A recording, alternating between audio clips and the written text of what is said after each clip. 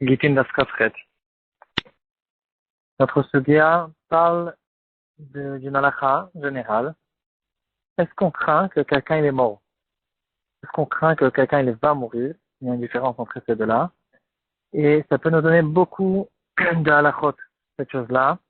Quelqu'un qui part, il est parti dans un endroit qui est loin, on ne sait pas qu'est-ce qui s'est passé avec lui. Est-ce qu'on doit craindre qu'il est mort? Il y a beaucoup de temps qui est passé, c'est un petit peu de temps qui est passé. C'est ça le sujet de notre sugya. Les exemples qui sont dans notre Gemara, premier exemple, c'est un exemple qui concerne déjà le guet. Quelqu'un qui a envoyé un guet, un envoyé pour qui prenne le guet pour divorcer sa femme. Et on se pose la question, il y a un certain temps qui est passé, l'envoyé il a pris du temps pour arriver jusqu'à la femme. Et on se pose la question si cette personne il est déjà mort ou bien il est vivant. Bien sûr, il y a une différence. Si cette femme elle est veuve ou elle est divorcée, est-ce qu'elle peut se marier avec un Kohen ou pas? Il y a encore d'autres différences. Un homme qui est parti de chez lui à la maison, il y a beaucoup de temps qui est passé, on ne sait pas ce qui se passe avec lui. Est-ce que sa femme, qui est la femme d'un Kohen, peut continuer tranquillement à manger de la trouma, ou bien à partir d'un certain moment, elle doit craindre que peut-être que son mari il n'est déjà plus vivant, et donc elle ne peut plus manger de la trouma dans un cas où son père n'est pas Kohen, ou bien qu'elle a des enfants.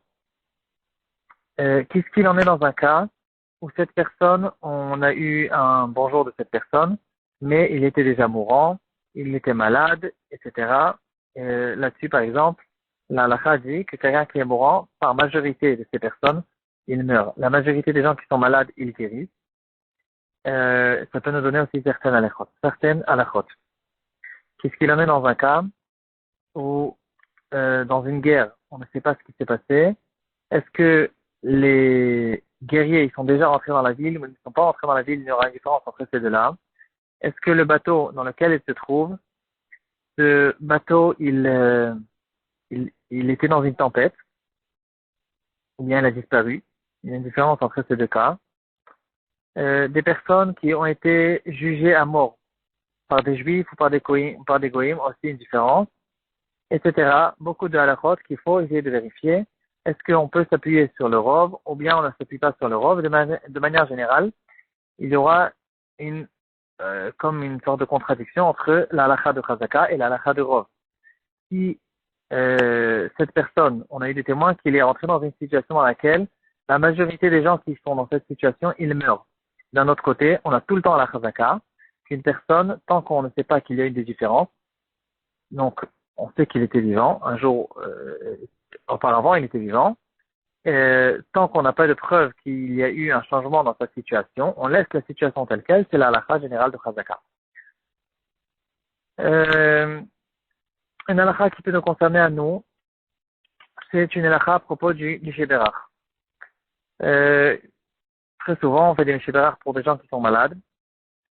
Qu'est-ce qu'il en est sur quelqu'un qu'on ne sait pas ce qui se passe avec lui, on sait qu'il était malade, on n'a pas de nouvelles de lui tous les jours. Est-ce qu'on continue à faire sur lui un Mishéberach? Ou bien, à partir d'un moment ou un autre, il faut vérifier, ou bien il faut s'arrêter de faire le Mishéberach. Cette halakha a été relevée par le Maharil. Maharil, c'est un des Rishonim. C'est au fait le père de tous les Ménagim de Ashkenaz. Le Rama, dans le Shulchan Aruch, il le ramène énormément. Et le Maharil, il dit que on ne peut pas faire un Mishéberach sur quelqu'un qu'on ne sait pas ce qui s'est passé avec lui, surtout s'il était malade et il est très possible qu'il est mort, ou bien qu'il a guéri.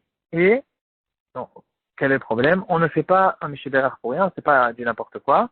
Le Mishéberach, ça bouge des choses dans le ciel, et on est en train de s'adresser à Hachem, on ne va pas s'adresser à un roi pour quelque chose qui est peut-être pour rien. Il y a dans la Gemara, dans la Masechet Brachot, une notion qui s'appelle Tfilat Shav. Une tfila qui est pour rien, c'est quelque chose qu'on ne fait pas. Et ici aussi, si on ne sait pas ce qui s'est passé avec ce malade, on devrait s'arrêter de faire des tfilotes pour lui tant qu'on n'est pas, on ne sait pas ce qui s'est passé avec lui. Dans le Shut Nachalat Shiva, un des Achronim, il n'est pas d'accord du tout avec ça. Il dit que dans notre sugya, il n'y a pas de machloket. D'après tout le monde, on ne craint pas que quelqu'un il est déjà mort maintenant. On ne craint qu'il va mourir avec le temps, mais que de dire que quelqu'un, qu'on ne sait pas ce qui s'est passé avec lui, il est déjà mort, on ne craint pas cette chose-là parce qu'il a une chazaka qu'il est vivant. Même dans un cas, dit le Nachal Tshuva, même dans un cas où il était mourant quand on a commencé à faire des tfilotes pour lui, Miché Bérach, qu'est-ce que ça nous dérange de faire Miché Bérach pour quelqu'un qui, peut-être qu'il est déjà mort, on ne dit pas le nom d'Hachem, on ne fait pas de bracha spécial, on fait tout simplement un Miché Bérach, une tfila pour que cette personne guérisse. Donc qu'est-ce que ça te change? Pourquoi ça te dérange de faire Miché Bérach pour lui? Et dit le Nachal Tshuva, comme ça j'ai fait moi-même le minag dans la ville de Steinach, un malade qui était dans une autre ville, dans une ville qui était lointaine. On ne savait pas ce qui s'est passé avec lui et je leur ai dit de ne pas faire de tfilote pour lui parce que peut-être qu'il est déjà mort ou bien qu'il a guéri. Quel est le problème du Nachal Tshuva? Et non, en fait, le Nachal Tshuva il dit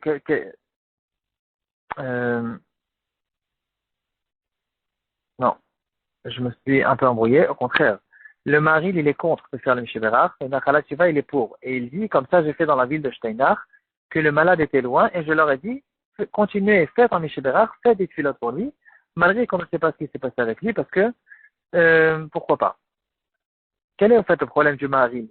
La question qu'on se pose, c'est vraiment pourquoi pas? Quel est le problème? Le mari, comme on a vu, il relève le problème de Tfilat Shav. À propos d'une femme enceinte, la Gemara dans Masechet Brachot, elle dit que quelqu'un qui fait des tfilotes pour une femme, sa femme elle est déjà enceinte, et il fait des tfilotes pour que ce soit un garçon, au bout de 40 jours après le début de la grossesse, c'est une tfilat Shav, c'est une tfilat qui sert à rien, on ne fait pas des tfilotes sur le passé, et donc on ne fait pas de tfilotes du tout. Le Nachal Tshuva, il répond sur cette chose-là, et il dit ça ressemble pas du tout. À propos d'une femme qui est déjà enceinte, l'enfant, il est garçon ou fille, c'est déjà une chose qui est déjà faite au bout de 40 jours, donc ça sert à rien. Ici, c'est très différent. C'est quelqu'un qu'on a un doute. De faire un safek tfilat shav, de faire un doute d'une tfila qui est peut-être une tfilat shav, on peut, mon frère, c'est recommandé de le faire parce que on a une halakha générale qui dit safek nefashot laquelle on fait tout pour quelqu'un qui est peut-être malade, même dans un safek nefashot, même si c'est pas sûr qu'on puisse le guérir de cette manière-là, puisque c'est une situation de Pekuach Nefesh, ou même d'un doute de Pekuach Nefesh, on fait tout pour le sauver, on est même Echalel Shabbat là-dessus, et donc bien sûr, on ne se dérange pas du tout de faire une fila qui peut-être est une fila Tchav, parce qu'il est très probable que c'est maintenant cette fila qui lui manque, et c'est cette fila qui va lui sauver la vie. On dirait que le Nachal Tshuva, il a des arguments qui sont très forts, et on ne comprend pas vraiment le Maharil. Et quand même, le Rav Chanor Segal de Vienne, il vient au sauvetage du Maharil. Il dit, je n'ai pas l'habitude de manière générale de rentrer dans la marlocote, mais ici, il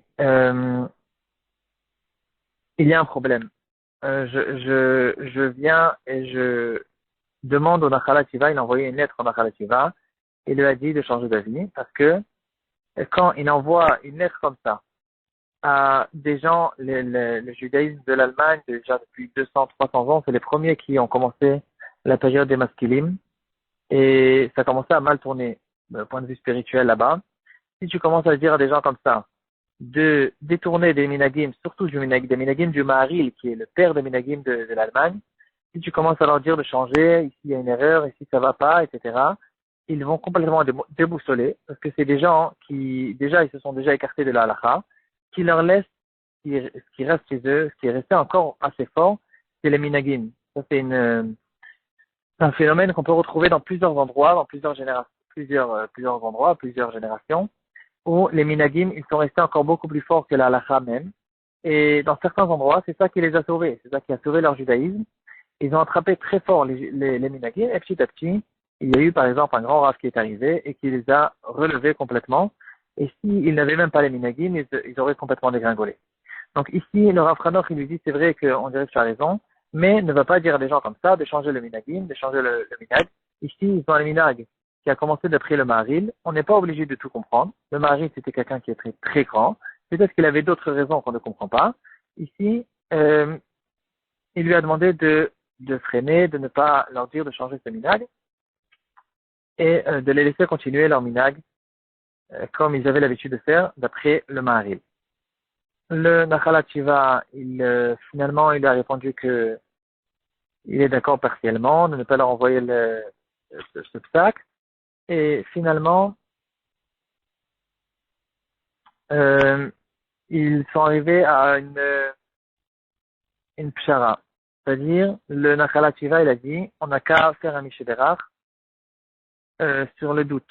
C'est-à-dire, on dit, si cette personne il est encore vivant et qu'il est encore malade, donc il a besoin de notre Mishéberach, alors on fait un Mishéberach pour lui, on fait des tfilotes pour lui. Et dans ce cas-là, bien sûr qu'il n'y a pas du tout de problème. Pour finir,